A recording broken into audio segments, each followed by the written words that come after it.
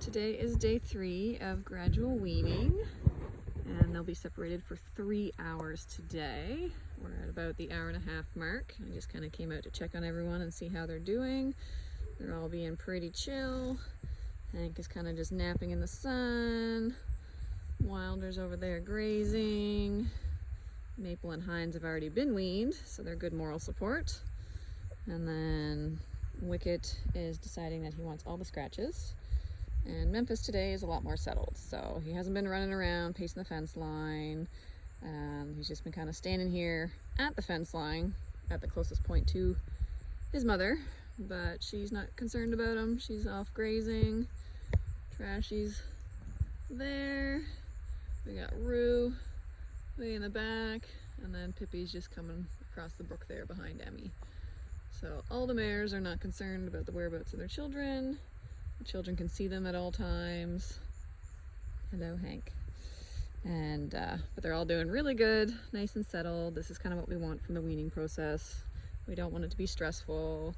We don't want it to be, a lot of anxiety in the horses, mare or foal.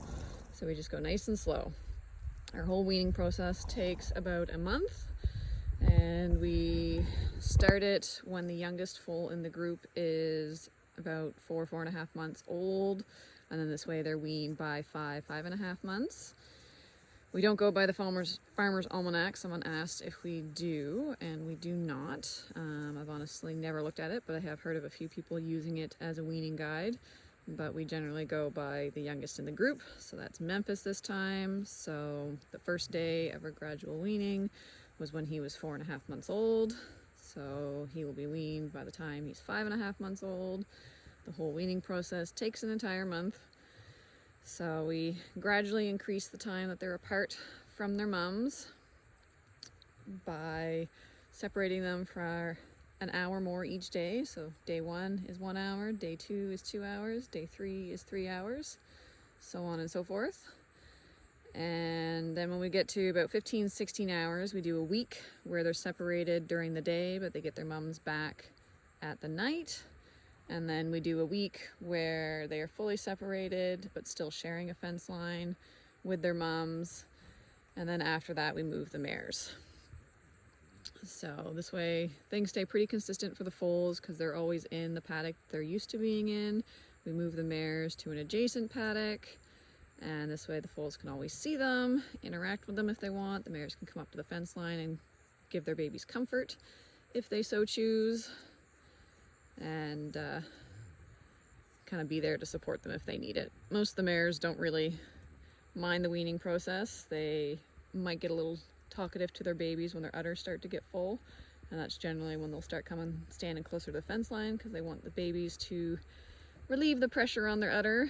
They're not necessarily looking for the baby itself, because we've had mares that will literally let any foal nurse off of them. So it's not that they want their baby, it's just that they want the pressure to go away. So it's not really I want my child, I just want any child to make this not hurt anymore. So doing the gradual wean, we do gradually decrease the mare's milk production, which is a little easier on her body rather than just doing cold turkey. And like I said, it's a little bit better for the babies because it's less stressful, and they get to be weaned gradually and adjust gradually rather than just having a lot of change all at once. You two are not helpful. What are you doing? You guys are so cute. Yes, you are. But yeah, I'm just chilling, hanging out with them. They're about halfway through their timer. They'll get to go back with their mums in about an hour and a half. And as you can see, all is calm, all is quiet. Good kids.